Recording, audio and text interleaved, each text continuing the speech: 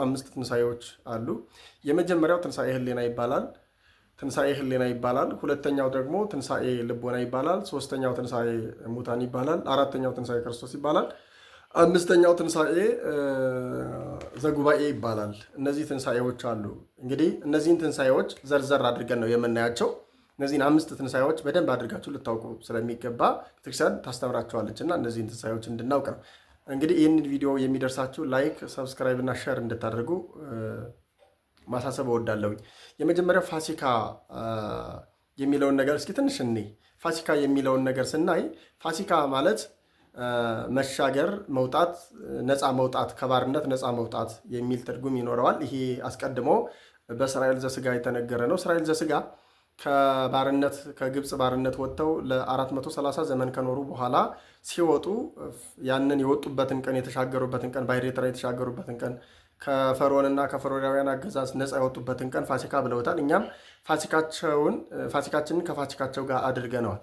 ለምንድን ነው? እነሱ ለጊዜው ከምድራዊው ባርነት ነው የወጡት፣ እኛ ግን ከዘላለማዊ ውበት። እነሱ ምድራዊውን ባሕረ ኤርትራን የተሻገሩት፣ እኛ ደግሞ ዘላለማዊውን እሳተ ገሃነምን የተሻገርንበት ስለሆነ ነው። ስለዚህ ፋሲካ እንለዋለን። በዘመነ ፋሲካ የማይደረጉ ነገሮች አሉ። ቀኖና አይሰጥም፣ ሰው ቀኖና አይገባም፣ ዓርብና ረቡዕን እንበላለን። በአጠቃላይ ሰው አያዝንም፣ አይተክዝም፣ እንዲያዝን እንዲተክዝ አይደረግም። ለምንድን ነው ከተባለ የደስታችን ቀን የተሻገርንበት ቀን፣ ደስታችን ከባርነት ወደ ደስታ የወጣንበት ቀን፣ ከመከራ ወደ ደስታ ወደ እረፍት የወጣንበት ቀን፣ ከሞት ወደ ሕይወት የተሸጋገርንበት ቀን፣ ከሲኦል ወደ ገነት የተሸጋገርንበት ቀን፣ ምድራውያን የነበርነው ሰማያውያን የሆንበት ቀን፣ ጊዜያዊ የነበርነው ዘላለማውያን የሆንበት ቀን፣ እንግዲህ ስጋውያን የነበርነው መንፈሳውያን የሆንበት ቀን፣ የመከራችን ቀንበር የተሰበረበት፣ ዲያብሎስ ድል የተነሳበት፣ እርግማናችን የተቀየረበት ቀን ስለሆነ ፋሲካ ብለን እናከብረዋለን። የመሻገራችን ዘመን እንለዋለን እና ይህንን ከዚህ ቀጥለን የምናየው መጀመሪያ ቅድም እንዳልኳችሁ 5 የትንሣኤ አይነቶች አሉ። እነዚህ 5 የትንሣኤ አይነቶች ስናያቸው የመጀመሪያው ትንሣኤ ህሊና ይባላል። ትንሣኤ ህሊና ማለት ምን ማለት ነው? አንደኛው ትንሣኤ ህሊና ማለት ነቢየ እግዚአብሔር ሙሴ ነግሮናል ትንሣኤ ህሊና ምን እንደሆነ። ትንሣኤ ህሊና ማለት እግዚአብሔርን ማሰብ ነው ይላል። እናም ሲነግረን እንዲህ ይላል፣ እመኒ ተሐውር ወእመኒ ትትነሳ ይትርሳ ተዘክሮተ እግዚአብሔር። እነሆ ስትሄድ፣ ስትቀመጥ፣ ስተኛ፣ ስትነሳ፣ ስትበላም ስትጠጣም እግዚአብሔርን ማሰብ አትርሳ ይላል። እግዚአብሔርን ምን ማለት አትርሳ? እግዚአብሔርን ማሰብን አትርሳ ይላል። ስለዚህ ትንሣኤ ህሊና ማለት ማሰብ ነው። ስለዚህ አንድ ሰው እግዚአብሔርን ባሰበ ቁጥር ተነስቷል ማለት ነው። ይህንን በተጨማሪ ያዕቆብ ዘስሩግ በቅዳሴው ይጨምርና እንዲህ ይላል፣ ላይለ ይኩን ህሊናክሙ በሰማይ ያሃሉ ልብክሙ አእምሩ ሀበዘ ተቀውሙ። ምን ማለት ነው? ላይለ ይኩን ህሊናክሙ፣ ሀሳባችሁ በላይ ይሁን፣ በሰማይ ያሃሉ ልብክሙ፣ ልባችሁም በሰማይ ይኑር፣ አእምሩ ሀበዘ ተቀውሙ፣ የምትቆሙበትንም ስፍራ እወቁ ይላል። ይሄ እንግዲህ በሀሳብ ከእግዚአብሔር ጋር መኖር፣ እግዚአብሔርን ማሰብ ማለት ነው። ይህንን ቅዱስ ጳውሎስን በቆላስይስ ምዕራፍ 3 ቁጥር 1 ላይ እንዲህ ይላል፣ እመሰ ተንሣእክሙ ምስለ ክርስቶስ ዘላይሉ ሀልዩ ዋኮ ዘበምድር፣ ዘላይሉ እሱ ዋኮ ዘበምድር። እነሆ ከክርስቶስ ጋር ከተነሳችሁ በላይ በሰማይ ያለውን ሀበሃሎ ክርስቶስ በየማነ እግዚአብሔር ይነብር፣ በእግዚአብሔር ቀኝ ተቀምጦ ባለበት በክርስቶስ ዘንድ ያለውን አስቡ ይላል። በክርስቶስ ዘንድ ያለውን ምን በሉ አስቡ ይላል። በሀሳብ ትንሣኤ ያለ ማለት ነው። ስለዚህ ሊቃውንት ምን ብለዋል? ትንሣኤ ህሊና ብለውታል። ይሄንን ትንሣኤ ህሊና ማለት የሀሳብ መነሳት አለ ማለት ነው። የሀሳብ መነሳት ደግሞ የሚረጋገጠው ሀሳብ እግዚአብሔርን በመቀበል ነው። የእግዚአብሔርን ሀሳብ በመቀበል ቅዱሳን የንጽህናቸው የቅድስናቸው መጀመሪያ የሚያደርጉት የእግዚአብሔርን ሀሳብ መቀበላቸው ነው። ስለዚህ የእግዚአብሔርን ሀሳብ ተቀብለው በእግዚአብሔር ሀሳብ እግዚአብሔርን ብቻ በማሰብ ሲኖር ትንሣኤ ህሊና ይባላል ማለት ነው። ሁለተኛው ትንሣኤ ልቡና ይባላል። በደንብ እናስተውል። ሁለተኛው ምን ይባላል አልኳችሁ? ትንሣኤ ልቡና። በደንብ አድርጋችሁ ያዙ። ትንሣኤ ልቡና ይባላል። ትንሣኤ ልቡና የሚባለው ደግሞ ሰው ቃለ እግዚአብሔርን እየሰማ በሰራው ኃጢአት ንስሐ እየገባ እየተናዘዘ ስጋውንና ደሙን እየተቀበለ የሚኖር ከሆነ ትንሣኤ ልቡና አለው አድርጓል ይባላል ማለት ነው። ይሄ ምን ማለት ነው ስንል ለዚህ ሰው 2 ጊዜ ይሞታል፣ 2 ጊዜ በህይወት ይነሳል። ወይም በህይወት እንዲኖር እድል አለው ማለት ነው። የሚሞተው ምን ሲያደርግ ነው ስንል ኃጢአት ሲሰራ ነው። ይሄ ለዚህ ማስረጃ የሚሆነን ቅዱስ ጳውሎስ አንደኛ ጢሞቴዎስ ለልጁ ለጢሞቴዎስ ሲጽፍ አንደኛ ጢሞቴዎስ ምዕራፍ 5 ቁጥር 6 ላይ እንዲህ የሚል ቃል በቅምጥልነት ያለችውን የሞተችዋን እርሷ በህይወት እያለች የሞተች ናትና እርሷን ግን ተዋት ይለዋል። በህይወት እያለ ሰው በቅምጥልነት የሚኖር ከሆነ በኃጢአት የሚኖር ከሆነ የሞተ ነው ማለት። ይሄ አንድ ሞት ነው። ሁለተኛው ሞት ደግሞ በስጋ ሞት ነው። ነፍስና ስጋ ወላቸውን የሚያፈርሱበት የሚጨርሱበት እሱ ሁለተኛው ሞት። ስለዚህ ሰው ሁለት ጊዜ ይሞታል፣ ሁለት ጊዜ ደግሞ ይነሳል። አሁን ሰው ሲነሳስ እንዴት ነው የሚነሳው ስንል ንስሐ ገብቶ ኃጢአቱን ተናዞ ስጋው ደግሞ ሲቀበል ይነሳል ማለት ነው። በነፍስ ደግሞ ሲድን ምን ነው ወደ እግዚአብሔር ይሸጋገራል፣ ወደ ዘላለም ህይወት ይገባል ማለት ነው። ስለዚህ ሰው ሁለት ጊዜ ይሞታል፣ ሁለት ጊዜ ይነሳል። ለዚህ ማረጋገጫ የሚሆነን የሉቃስ ወንጌል ምዕራፍ 15:24 ላይ የጠፋው ልጅ ምሳሌ ነው። የጠፋው ልጅ ሄዶ ነበር፣ ከአባቱ ገንዘቡን ንብረቱን ወስዶ ሄዶ ነበረ። ነገር ግን ከችግር አንጻር ከመከራ አንጻር ወደ አባቱ ተመልሷል። ወደ አባቱ ሲመለስ አባቱ እጅግ ደስ ብሎት አቀፈው፣ ሳመውም ይልና ለወገኖቹና ለታዳሚዎቹ ይህ ልጄ ጠፍቶ ነበር ተገኝቷል፣ ሞቶ ነበር ድኗል ይላል። ስለዚህ አንድ ሰው ሲጠፋ ከእግዚአብሔር ሲለይ መሞት ነው። ከእግዚአብሔር ጋር አንድ ሲሆን ደግሞ በህይወት መኖር ነው ማለት ነው። በህይወት መኖር ነው። ለዚህ ማስረጃ የሚሆኑ የማቴዎስ ወንጌል ምዕራፍ 8 ላይ ጌታችን ኢየሱስ ክርስቶስ ሙታን ይቅበሩ ተዋቸው ብሏል። ሙታን ያላቸው በህይወተ ስጋ ያሉ ግን የሞቱ ናቸው። እነዚያ ሰዎች በኃጢአት እየኖሩ ስለሆነ ማለት ነው። ስለዚህ ንስሐ ገብቶ እየተናዘዘ ኃጢአቱን እየተናዘዘ ስጋውን ደሙን እየተቀበለ የእግዚአብሔርን ቃል እየሰማ የሚኖር ሰው ትንሣኤ ልቡና አለው ወይም ደግሞ ትንሣኤ ልቡና ተነስቷል ማለት ይቻላል ብለው ሊቃውንት ያስተምራሉ። ሶስተኛው ትንሣኤ ሙታን ያልነው ነው። ትንሣኤ ሙታን የምንለው ምንድን ነው ስንል በታምራት በስጋ የተነሱ ናቸው። በታምራት በስጋ የተነሱ ናቸው ስንል በብሉይ ኪዳን ጀምረን እስኪ እንይ። በብሉይ ኪዳን በመጽሐፈ ነገሥት አንደኛ ነገሥት ምዕራፍ 17 ላይ ነቢየ እግዚአብሔር ኤልያስ አንድ ሙት አስነስቷል። የመበለትን ልጅ አስነስቶታል። እሱም ዮናስ ነው ብለውታል። ሁለተኛው ኤልሳ 2 ሙት አስነስቷል። እንዲሁም ደግሞ ሕዝቅኤል 600 ሙታን አስነስቷል። ይሄ በታምራት ነው፣ በብሉይ ኪዳን የነበረ ነው። በሐዲስ ኪዳን ጌታችን አምላካችን ኢየሱስ ክርስቶስ አልዓዛርን የ4 ቀን ሬሳ አስነስቷል። ወልደ መበለትን ወለተ ኢያኢሮስን አስነስቷቸዋል። እነዚህ ትንሣኤ ሙታን ይባላሉ። የክርስቶስን ትንሣኤ የሚያስተምሩ የክርስቶስን መነሳት የሚያስተምሩ ኋላም በትንሣኤ ዘጉባኤ የሰው ልጆች እንደሚነሱ የሚያስተምሩ ናቸው። ትንሣኤ ሙታን ይባላሉ ማለት ነው። ይህን ትንሣኤ ሙታን እንዳለ ነቢየ እግዚአብሔር ሙሴም ተናግሯል። ሰበካ ሙሴ እንዘ ይብል ይትነሱ ጻድቃን በክብር ወእምዝ ዳግመ ይመውቱ። ሙሴም እንዲህ ብሎ ሰበከ ይላል ባሕረ ጥበባት ቅዱስ ያሬድ። ሙሴ እንዲህ ብሎ ሰብኳል፣ ጻድቃን በክብር ይነሳሉ፣ ዳግመኛም ሞት አያገኛቸውም ሲል ሙሴ ሰብኮ ነበረ ይልና ባሕረ ጥበባት ቅዱስ ያሬድ ይናገራል። ስለዚህ ይሄኛው ትንሣኤ ሙታን በክርስቶስ አስነሽነት፣ በነቢያት በጻድቃን አስነሽነት የሚነሱት ደግሞ ትንሣኤ ሙታን በታምራት በስጋ የሚነሱት ትንሣኤ ሙታን፣ እነዚህ ግን ዳግም ሞት ያገኛቸዋል ማለት ነው። አራተኛው ትንሣኤ ክርስቶስ ነው። ትንሣኤ ክርስቶስ አስገራሚውና አስደናቂ የሚሆነው ከሌሎች ሁሉ የተለየ ነው። ከትንሣኤ ሕሊናም ከትንሣኤ ልቦናም ከትንሣኤ ሙታንም ከትንሣኤ ዘጉባኤም የተለየ ነው። የክርስቶስ ትንሣኤ ለምንድን ነው የተለየ የሚለውን እሱም በዝርዝር ጉዳይ እናየዋለን። ትንሣኤ ክርስቶስ አዳጋሚ የሌለው ሞታችንን ድል አድርጎ የተነሳ መቃብርን ድል አድርጎ የተነሳበት ሊቁ እንዳውም 4 ነገሮችን ክርስቶስ በ4 ነገር ጠቅሎ ክርስቶስ እዚህ ምድር ላይ ሆኖ እየተንቀሳቀሰ ያደረገውን ነገር በ4 ነገር ጠቅሎ ይናገራል። የመጀመሪያው አስተሐፈረ ኃጢአተ በዲበ ምድር፣ በምድር ላይ ኃጢአትን ሻረ፣ ደመሰሰ። በኪደተ እግር ምድርን በመንቀሳቀስ ቀደሳት፣ ኃጢአትን ሻራት ይልና ይናገራል። ሁለተኛው አስተሐፈረ ኃጢአተ በዲበ ምድር ወሰአረ መርገመ በዲበ ዕፀ መስቀል፣ በመስቀል ላይ ደግሞ መርገምን ሻረው አጠፋው ይላል። ቅዱስ ጳውሎስ እንደተናገረ ምን ይላል ቅዱስ ጳውሎስ? ክርስቶስ ስለኛ በመስቀል ላይ የተረገመ ሆነ ይላል። የተረገመ ሆኖ እኛን እርግማን አስወግዶናል። ይህም ምክንያቱም ክርስቶስ በመስቀል ላይ ሲሰቀል በእንጨት ያጣነውን ልጅነት መልሶልናል። የተረገምነውን ባርኮናል። የተለያየውን ከእሱ ጋር ተለያይተን ነበር እንዳድርጎናል።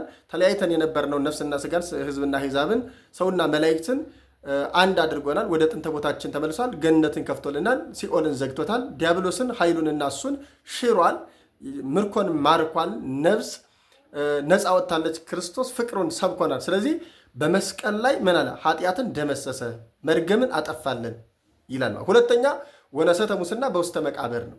ክርስቶስ በመቃብር የነበረው ፈርሶ በስብሶ መቅረትን ድል አድርጎልን የተነሳው። ለዚህ ነው የተቀበረው። ምክንያቱም በሞቱ ሞትን እንዳጠፋ በመቀበሩም ፈርሶ በስብሶ መቅረትን አጥፍቶልናል ማለት ነው። በኪደተ እግሩ ኃጢአትን፣ በመስቀል ላይ እርግማንን፣ በመቀበሩ ደግሞ ሙስና መቃብርን አጥፍቶልናል። በመቀበሩ ደግሞ ሙስና መቃብርን አጥፍቶልናል ማለት ነው። ይሄ አራተኛው ምንድን ነው ስንል በአራት ነገር ነው ጠቅልሎ የተናገረው ብያለሁኝ ቅድም ከሰማችሁኝ። አራተኛው ምንድን ነው ስንል ወነሰተ ሙስና በውስተ መቃብር ወአብጠለ ሞተ በውስተ ሲኦል፣ በሲኦልም ሞትን አጠፋው ይላል። ለዚህ ነው ሞት ሆይ መውጊያ የታለ፣ ሲኦል ሆይ ይዞ ማስቀረት የታለ። ስለዚህ የክርስቶስ ትንሣኤ አምሳያ የሌለው ደስታችን የተሰበከበት እውነተኛ ደስታችን እውነተኛ መንግሥተ ሰማያትን የምንገባው የትንሣኤያችን በኩር ሆኖ የተነሳ ነፍሳትን ሁሉ ማርኮ ወደ ገነት ወደ መንግሥተ ሰማያት ያስገባ የክርስቶስ ትንሣኤ አራተኛ ደረጃ ላይ ይገኛል። አምስተኛው ትንሣኤ ትንሣኤ ዘጉባኤ የሚባለው ነው ማለት ነው። ትንሣኤ ዘጉባኤ የሚባለው ምንድን ነው ስንል ትንሣኤ ዘጉባኤ ነው የሚለው። እንደውም ስያሜው ራሱ ትንሣኤ ዘጉባኤ ነው። ለምንድን ነው? ወገን፣ ነገድ፣ ዘር፣ ወገን ሳይለይ ሁሉም በአንድ ስለሚነሳ ህዝቡም አሕዛቡም ስለሚነሳ ትንሣኤ ዘጉባኤ የጉባኤ የአንድነት ትንሣኤ ይባላል። ሁሉም በአንድነት የሚነሳው ትንሣኤ ህሊና ለሁሉ ላይሰጥ ይችላል፣ ሁሉ ላያደርገው ይችላል። ትንሣኤ ልቦናም ሁሉ ላያደርገው ይችላል። ትንሣኤ ስጋም ትንሣኤ ሙታንም ቅድም እንዳልነው ሁሉ ሰው አልተነሳም በታምራት። የክርስቶስን ትንሣኤም ሁሉም ሰው አልተነሳም። የክርስቶስ ትንሣኤ ልዩ ነው። የክርስቶስ ትንሣኤ ከሙታን ተለይቶ ስንል ተለይቶ ማለት ልዩ ነው፣ እንደ ሌሎቹ አይደለም ማለት ነው። እሱን ኋላ ላይ እናብረ። ትንሣኤ ዘጉባኤ ግን ለሁሉ ሰው የማይቀር ነው፣ ይነሳል። ለክብርና ለትንሣኤ ለሚለው ነው የሚለየው። ለክብር የሚነሳለ፣ ለውርደት የሚነሳለ፣ ለፍርድ የሚነሳለ። ክርስቶስ በዮሐንስ ወንጌል ምዕራፍ 5:25 ጀምሮ እና ዮሐንስ ወንጌል ምዕራፍ 11 ላይ አልዓዛርን አስነስቶ ትንሣኤ ሙታንን ሰብኳል። ትንሣኤ ሙታን እንዳለ ክርስቶስ ራሱ ሰብኳል። እሱን ሲሰብክ ግን ለሕይወት ትንሣኤ የሚነሱ አሉ፣ ለፍርድ ትንሣኤ የሚነሱ እንዳሉ ነግሯል። ስለዚህ ትንሣኤ ዘጉባኤ አለ ማለት ነው። አምስተኛው ይሄ ነው። አሁን ወደ ክርስቶስ ትንሣኤ ስንመጣ የክርስቶስን መነሳት ክርስቶስ ስንት ቀን ነው አድሮ የተነሳው? አሁን ሌሎቹ ሁሉ እድሜ ገደብ የላቸውም። የክርስቶስ ግን 3 ቀን ነው አድሮ የተነሳው። 3 መዓልት 3 ሌሊት አድሮ ነው የተነሳው። 3 ሌሊትና 3 መዓልት አድሮ መነሳቱ በራሱ ራሱን የቻለ ምስጢር አለው። እስኪ አጠር ግን እኔ 3 መዓልትና 3 ሌሊት አድሮ የመነሳቱ ምስጢር የመጀመሪያው በትንቢት ተነግሮለታል። በትንቢት አናግሯል ማለት ነው። 3 ሌሊት 3 ቀን አድሮ እንደሚነሳ ትንቢት ተነግሮለታል። ስለዚህ ክርስቶስ አንደኛ የተነሳው ትንቢቱንም ለመፈጸም ነው ማለት ነው። ትንቢቱንም ለመፈጸም ነው። ሁለተኛው 3 መዓልትና 3 ሌሊት አድሮ መነሳቱ ለምንድን ነው ስንል 3 መሰረታዊ ነገሮችን ለመካስ ነው። አንደኛ ለአዳም፣ ለሔዋን፣ ለሕፃናት ለመካስ ነው 3 ነገሮች። ሁለተኛ ለስጋ፣ ለነፍስ፣ ለደመ ነፍሳችን እንደካሰልን ለማጠየቅ ነው 3 ነገሮችን አየ። አሁንም ሌላ 3ቱን የሰው ጠላቶች ድል እንዳደረጋቸው እና እንዳጠፋቸው ለማሳወቅ ነው። ሶስቱ የሰው ጠላቶች የሚባሉት ሞት፣ ኃጢአትና ፍዳ፣ እነዚህን እንደካሰ ለማጠየቅ ክርስቶስ 3 መዓልትና 3 ሌሊት አድሮ ተነስቷል። ሌላው ክርስቶስ እሱ ራሱ 3 መዓልትና 3 ሌሊት አድሮ እንደሚነሳ በዮናስ አንጻር ተናግሯል። በዮናስ አንጻር አስተምሯል። ለቅዱሳን ሐዋርያት አስተምሯቸዋል። 3 መዓልት 3 ሌሊት አድሮ ይነሳል ብሏቸዋል። በከመ ኀደረ ዮናስ የማቴዎስ ወንጌል ምዕራፍ 12 ቁጥር 40 ላይ፣ ዮሐንስ ወንጌል ምዕራፍ 3 ቁጥር 14 ጀምረን እንዲሁ የሰው ልጅ ይነሳል ብሎ በሁለቱም ላይ የክርስቶስ የራሱ መነሳት ይነግረናል። በከመ ኀደረ ዮናስ ውስተ ከርሰ አንበሪ ሰሉሰ መዋዕለ ወሰሉሰ ሌሊየ፣ ዮናስ በከርሰ አንበሪ 3 መዓልት 3 ሌሊት እንዳደረ ክርስቶስም ደግሞ 3 መዓልት 3 ሌሊት አድሮ ይነሳል ብሏል። አሁን 3 መዓልትና 3 ሌሊት አድሮ መነሳቱ አንድ ራሱን የቻለ ምሳሌ ነው ብለናል። ሁለተኛ ዮናስ በሚበላው በአሳ አንበሪ ውስጥ ሌሎቹን ነገሮች ውጦ በሚያስቀረው በአሳ አንበሪ ውስጥ አድሮ ሲወጣ ዮናስ ምንም አልሆነም፣ በሕይወት ነው የተነሳው። ስለዚህ ክርስቶስም ወደ መቃብር ወርዶ 3 መዓልትና 3 ሌሊት አድሮ ሲነሳ ምንም አልሆነም። ለምን ከተባለ ሙስና መቃብርን አጥፍቶት ስለሆነ ማለት ነው። መለኮት የተዋሃደው ስጋ ስለሆነ መለኮት የተዋሃደው ስጋ መቃብር አፏን ከፍታ ውጣው ነበር፣ ነገር ግን ሌሎችን ውጣ እንደምታስቀረው አልቻለችውም፣ አጠፋት። እንደው ሞትን ሌሎቹን ይዞ እንደሚያስቀረው አስቀራለሁ ብሎ ሞከረው፣ አላስቀረው፣ ይልቁንም አጠፋው። መቃብርም ይዤ አስቀራለሁ ብላ ነበረ፣ እንደ ሌሎቹ ስላልሆነ ይዞ አስቀራት፣ አጠፋ። ሲኦልም ገባ፣ ሲገባ እንደ ሌሎቹ ይዤ አስቀራለሁ ብላ ነበረ፣ አልሆነም፣ አጠፋት። ስለዚህ የክርስቶስ መነሳቱ 3 መዓልት 3 ሌሊት መነሳቱን በነቢያቱ አናግሯል። እንደሚነሳ አናግሯል። የተነሳ እግዚአብሔር ወይ ዘረው ጸሩ እግዚአብሔር ይነሳል፣ ጠላቶቹም ይበተናሉ ይላል። ወተንሳ እግዚአብሔር ከመዘንቃህ እግዚአብሔር ከእንቅልፉ እንደነቃ ወጣት ጎልማሳ ይነሳል። ወከማየል ወህዳ ገወይን የወይን ስካር እንደተወም ሰው ይነሳል። እንዲሁም ደግሞ ወቀተለ ጸሮ በድህሬሁ በኋላው ባለ በዘድህሬሁ ብለው ሊቃውንት አቅንተውታል። በኋላው ባለው በመስቀሉ ጠላቶቹን ገሉ ይነሳል ብለው ተናግረዋል። እግዚአብሔር አምላካችን አስቀድሞ በነቢያት በትንቢት አናግሯል ማለት ነው። ትንቢተ ሆሴዕ ምዕራፍ 6 ቁጥር 11 ላይ ክርስቶስ በሶስተኛው ቀን እኛን ቀስፎናል፣ እሱ ሰብሮናል፣ እሱ ይጠግነናል፣ እንዲሁም ደግሞ በሶስት ቀን ያድነናል፣ ያነሳናል ተነግሯል። በሰፊው ተነግሯል። አጠር ለማድረግ ልሞክር ማለት ነው። ስለዚህ ክርስቶስ ትንቢቱን አናግሮ ትንቢቱን ለመፈጸም ያንን ለማድረግ 3 መዓልትና 3 ሌሊት አድሮ እንደሚነሳ ራሱ ተናግሯል ማለት ነው። ስለዚህ አሁን ወደ ክርስቶስ ትንሣኤ የክርስቶስ ትንሣኤ ቅድም ስንል የተለየ ነው ብለናል። የተለየ ነው። የመጀመሪያ አስነሺ የለው አስነሺ አይደል። አሁን ለምሳሌ የነ አልዓዛር የነ ወለተ ኢያይሮስ የወልደ መበለት የሌሎቹንም ብናይ አስነሻ አላቸው ማለት ነው። አስነሻ አላቸው። እርሱ ግን ወተንሳይኩ በስልጣነ ባሕቲቴ ዮሐንስ ወንጌል ምዕራፍ 10 ላይ ነፍሴን በስልጣኔ ላኖራት በስልጣኔም ላስነሳት ስልጣን አለኝ ብሏል። ታዲያ ቅዱስ ያሬድ አብ አንስኦ ለወልዱ ይላል። ቅዱስ ያሬድ አብ ልጁን አስነሳው ይላል። ይህ ምን ማለት ነው? ስልጣናቸው አሐቲ ስልጣን የአብ የወልድ የመንፈስ ቅዱስ ስልጣን አንድ ስለሆነች ነው። በስልጣናቸው አንድ ስለሆኑ አብ አንስኦ ወልድ አንስኦ መንፈስ ቅዱስ አንስኦ ቢል አንድ ነው ማለት ነው። ስልጣናቸው አሐቲ ስልጣን አሐቲ መንግስት አሐቲ ምኩናን፣ አንዲት መንግስት አንዲት ፍርድ አንዲት ፈቃድ ስለሆነ ያላቸው አሐቲ ጽምረት በአንዲት ጽምረተ መለኮት ስለሚኖሩ በአንዲት ስልጣን ተነስተዋል ማለት ነው። ስለዚህ እንደነ አልዓዛር የእርሱ ትንሣኤ አስነሺ ያላስፈለገው ነው ማለት ነው። ስለዚህ አስነሺ የሌለው ነው። አንደኛ በዚህ ይለያል። አስነሺ የሌለው ነው ማለት ነው። በስልጣኑ የተነሳ ነው። ሁለተኛ በአዲስ ስጋ ነው የተነሳው። በአዲስ ስጋ ነው ማለት የነ አልዓዛር ቅድም ያነሳናቸው ሙታን ትንሣኤ ዘጉባኤን ይጠብቃል። ከትንሣኤ ጉባኤ በኋላ ፍርድ ሊኖረውም ላይኖረውም ይችላል። የክርስቶስ ግን በአዲስ ትንሣኤ ነው። በአዲስ ስጋ ነው የተነሳው ማለት ነው። ሁለት ሶስተኛ የክርስቶስ ትንሣኤ ዳግም ሞት የለበትም። በደንብ አስተውሉ። ዳግም ሞት የለበትም። ዋህይ ጸረ ዕድሜ ለርሱ ይላል።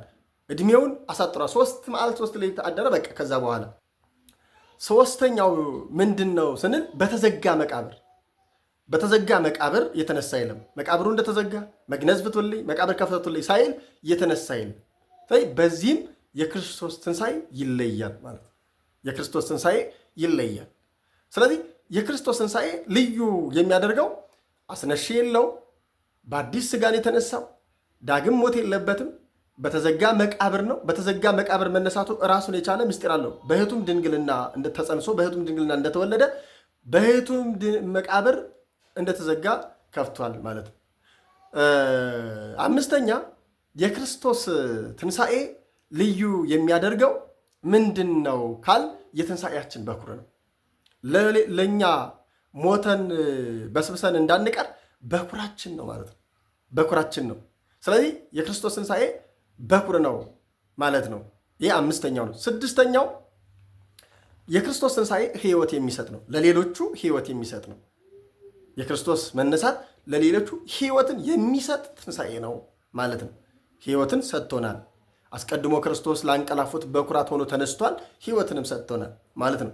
ስለዚህ ሰባተኛው የክርስቶስ ትንሣኤ የወደፊት የእኛን ትንሣኤ ማረጋገጫችን ነው። እንደውም አትናቴዎስ ክርስቶስን እንደተነሳና ወደፊት ትንሣኤ እንዳለኝ የማውቀው የመነኮሳትን የመናንያንን ሕይወት ሳይ ነው ይላል።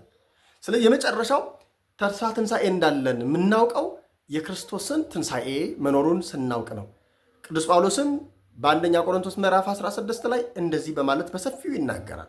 15ና 16 ስታነቡ ክርስቶስ ካልተነሳማ የእኛ ድካም ከንቱ ነው፣ ማመናችን፣ መጠመቃችን፣ መከራ መቀበላችን ከንቱ ነው። ስለዚህ የክርስቶስ ትንሣኤ ተስፋችን ነው። ወንሴፎ ትንሣኤ ሙታን የምንለው የክርስቶስ ትንሣኤ። ስለዚህ በሰባት ነገሮች የክርስቶስ ትንሣኤ ይረጋገጣል ማለት ነው። እነዚህን 7 ነገሮች በማድረጉ የክርስቶስ ትንሣኤ የተለየና ልዩ ያደርገዋል። ስለዚህ እንኳን ለትንሣኤ በዓል አደረሳችሁ አደረሰን በማለት ይህንን ቪዲዮ አቅርቤላችኋለሁ ማለት ነው። እንግዲህ ቪዲዮውን እስከ መጨረሻ ድረስ ሰምታችሁ የቀሩ ደግሞ የክርስቶስን ትንሣኤ የሰበኩ ማን ናቸው የሚለውን በሁለተኛው ቪዲዮ ይዤላችሁ ቀርባለሁ። ይቆየን። ወስብሐት ለእግዚአብሔር ወለወላዲቱ ድንግል። መልካም የትንሣኤ በዓል